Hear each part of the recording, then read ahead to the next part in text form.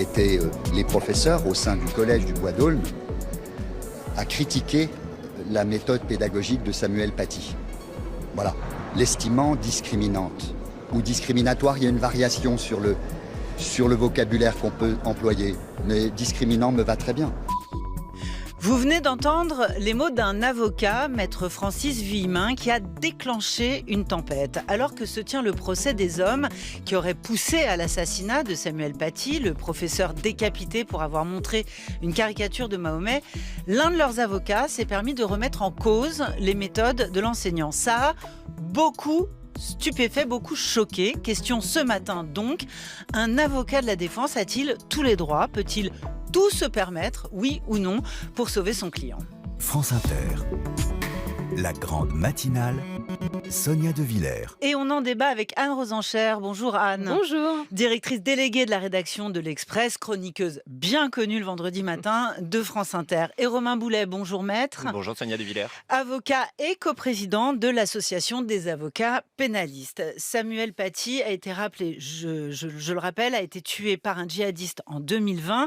Le principal accusé est le prédicateur islamiste Abdelhakim Sefrioui et il a été déjà condamné à 15 ans de réclusion en première instance. Anne Rosenchère, vous n'êtes pas la seule journaliste à avoir sursauté et réagi vivement en entendant Maître Vuillemin. Pourquoi ?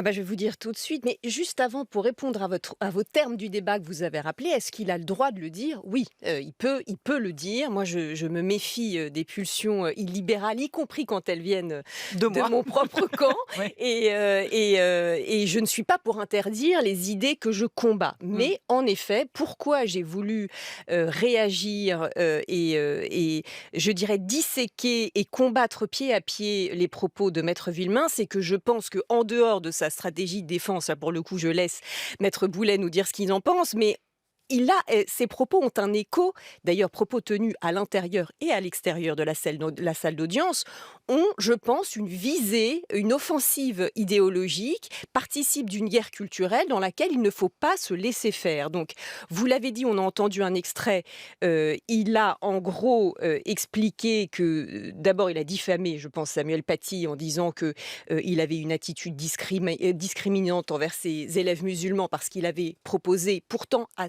tous ses élèves de quitter la salle de classe s'ils avaient peur d'être choqués par les dessins qu'il allait leur montrer.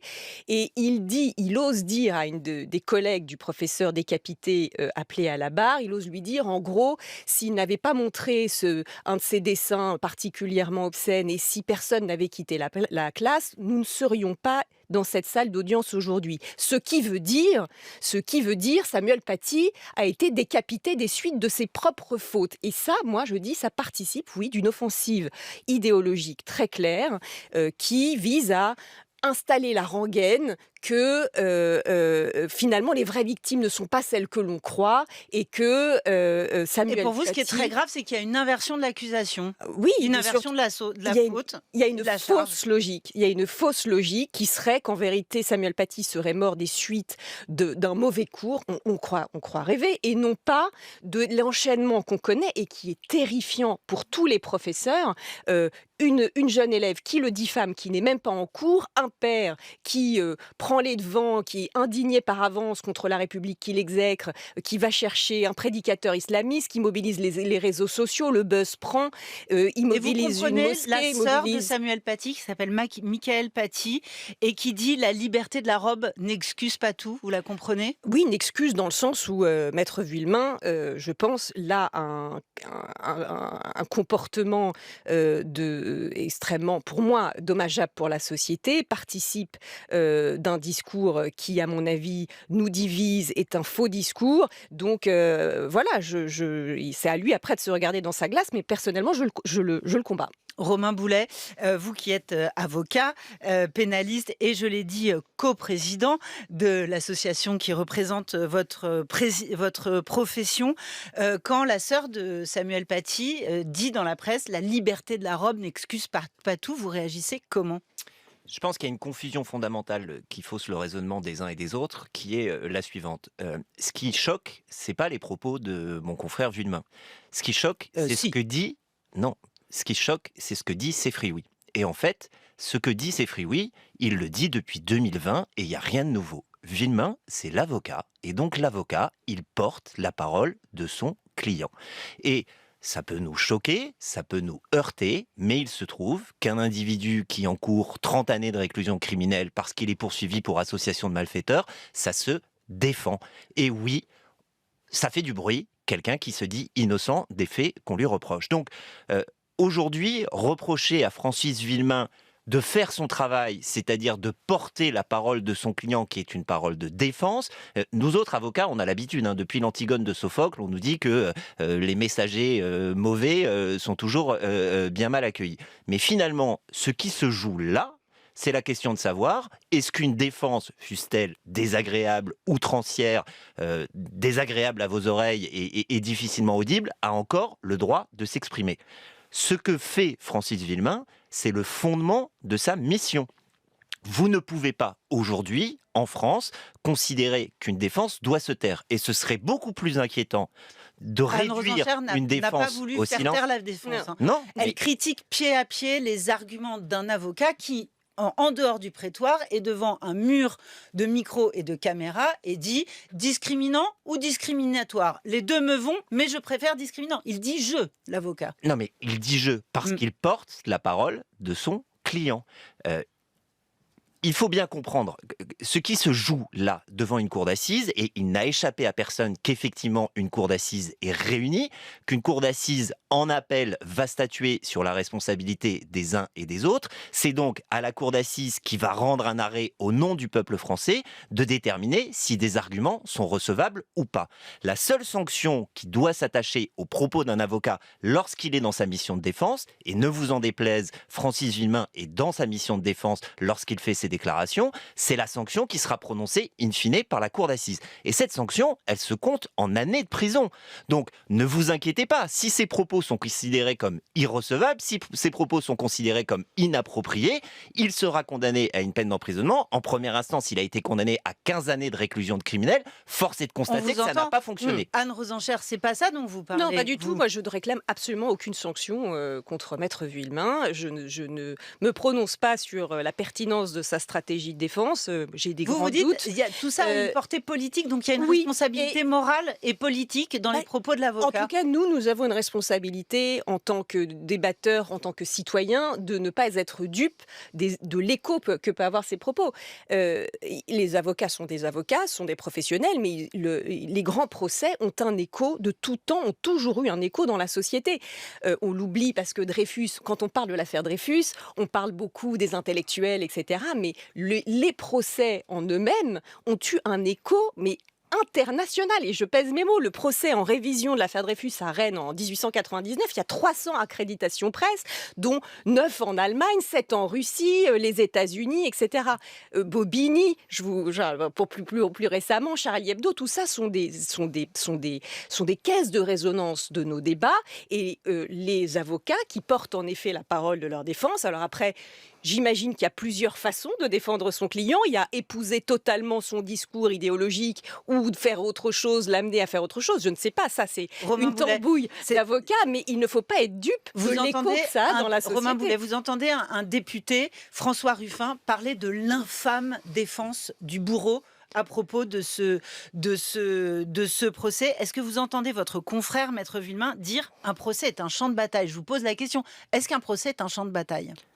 Un procès est un champ de bataille qui ne doit avoir d'autre écho que la sanction prononcée à la fin. Je suis parfaitement d'accord avec Madame Rosenchère lorsqu'elle explique que certains procès ont des portées qui dépassent largement la question de la salle d'audience. Je tiens à rappeler précisément que dans certains procès, et notamment certains procès historiques, la parole de la défense au départ a été très mal accueillie. Est-ce que vous vous souvenez ce que le juge d'instruction dit à la cliente de Gisèle Halimi lorsqu'elle rentre dans le bureau et qu'elle lui dit « Est-ce que vous reconnaissez les faits ?»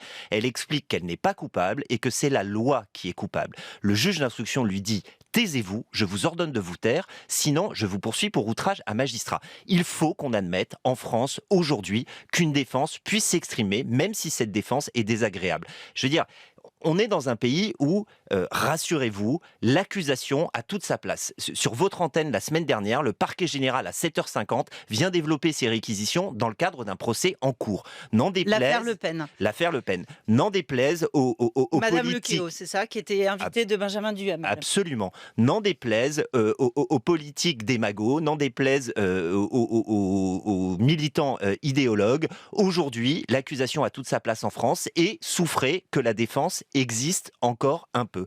En France, il faut qu'on admette qu'un homme poursuivi pour une association de malfaiteurs terroristes, avec ses arguments, ce sont ses arguments, et encore une fois, c'est la cour d'assises qui se prononcera in fine, puisse avoir quelque chose à dire. Il faut qu'on admette qu'un homme qui est poursuivi pour viol ose encore dire, devant une cour criminelle, qu'il conteste les faits qui lui sont reprochés. Il faut qu'on puisse admettre que quelqu'un poursuivi pour un trafic de produits stupéfiants ose dire « je suis innocent de ça ». Si on fait taire la défense, on va en réalité réduire à néant la notion même de justice. Non, tout n'est pas scandaleux et il faut arrêter de considérer que contester une accusation publique aujourd'hui en France serait une agression supplémentaire contre la société ou les Romain victimes. Boulet, il ne me semble pas que toutes les paroles d'avocats déclenchent des levées de boucliers en France Oui, alors tous les jours. moi j'admets tout ce que vous dites. Moi j'admets tout à fait la parole de la défense. J'admets d'être choquée. Je n'ai aucun problème avec le fait d'être choquée.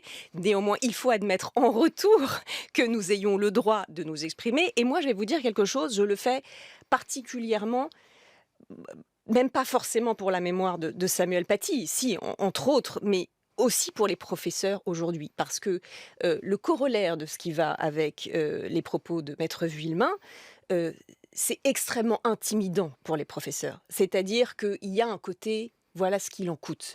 Si vous osez continuer de défendre la liberté d'expression, voilà ce qu'il en coûte. C'est de sa faute. Si vous continuez de vouloir prendre les risques d'un mauvais buzz... C'est la fin de ce débat, mais justement, c'est là-dessus que je voudrais faire réagir Romain Boulet, c'est-à-dire que prendre la défense d'un client, quel que soit le crime dont il est accusé, c'est pas une affaire de morale, c'est pas une affaire politique, c'est seulement une affaire de droit. Il n'y a qu'un procès à gagner derrière, il n'y a pas de cause de société, il n'y a rien d'autre qui rentre en jeu. Mais évidemment, et notamment pour l'avocat, il y a quelque chose de très intime qui se joue au moment où on accepte une défense. Enfin, je veux dire, j'ai un aveu à vous faire, je n'aime pas tous mes clients, et il y a même certains clients que je déteste. Il se trouve que si je considère que leur défense est compatible avec le dossier qui est soumis à une cour criminelle, alors je mettrai toute ma force de conviction à leur service pour persuader le juge que leur thèse est la bonne. Mais encore une fois, on a évidemment le droit de critiquer le travail des avocats. Madame Rosenchère a parfaitement le droit de considérer que Maître Vuillemin est un mauvais avocat.